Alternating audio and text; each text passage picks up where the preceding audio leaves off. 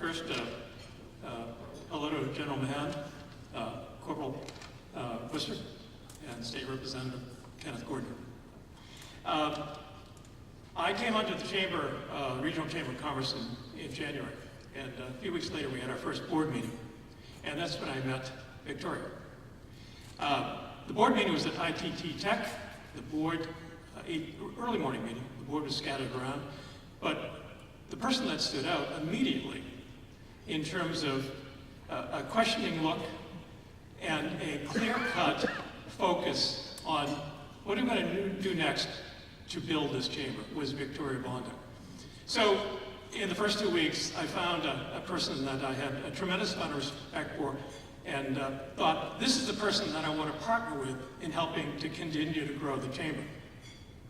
Now, my understanding is that Gemini had been a member of the Suburban Chamber of Commerce for many years, and recently the immediate past president of the chamber, Maureen Rogers, in the room, brought Victoria onto the board, and also was responsible for helping moving the process along, which resulted in Gemini Industries receiving the U.S. Chamber of Commerce Blue Ribbon Award. So congratulations. So not having any background in defense contracting, I try to get a sense of what Gemini does, and you really can't be told.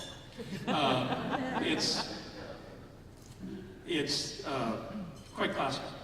But the best way, in talking with Victoria, the best way I can understand what they do is they really are sort of very experienced senior consultants and advisors to the government. So for people who have been around a few years, the way I sort of think about this is that Gemini is the E.F. Hutton of the defense industry. When Gemini talks, everyone listens. Now, as many of you know, Victoria graduated from MIT, went to graduate work at BU, and then went to work at MITRE. And at the age of 25, decided I'm going to start out on my own and form Gemini Industries. And so I asked her, what led to your decision? What interested you, not in so much in starting a company, but the direction in which she took, which is, you know, somewhat unusual, I think, a bit. And so Victoria, parents are both physicians. And as a child, they apparently instilled in her, as I think many physicians do in their families, an inherent sense of service beyond self, of giving. And that was incorporated in her, and I think probably in many ways informed her decisions. Recognizing apparently at some point that active military duty may not have been in the cards for her, yet having a burning desire to give led her to what the course is that 30 years later we're celebrating this evening.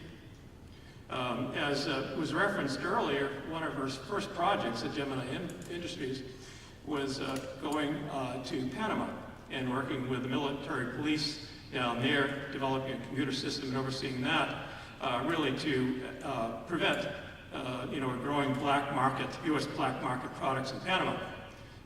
That project, I think, was successful, but came to an end when it was discovered that the hotel she was staying at was the secret headquarters of General Noriega. So she left Panama and came here. But 30 years of growth, accomplishments, and focus on excellence has been commendable. And I suspect resulted in Gemini receiving the number of very prestigious awards they have enjoyed over the years.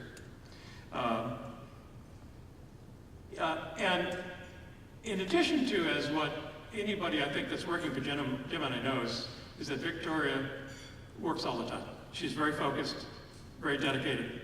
And despite the enormous amount of hours and work that is involved, as any of you can imagine that aren't in Gemini, to develop a company that is so successful over many years, She also finds time, as we've heard this evening, and I think we'll hear later this evening, of a commitment to community.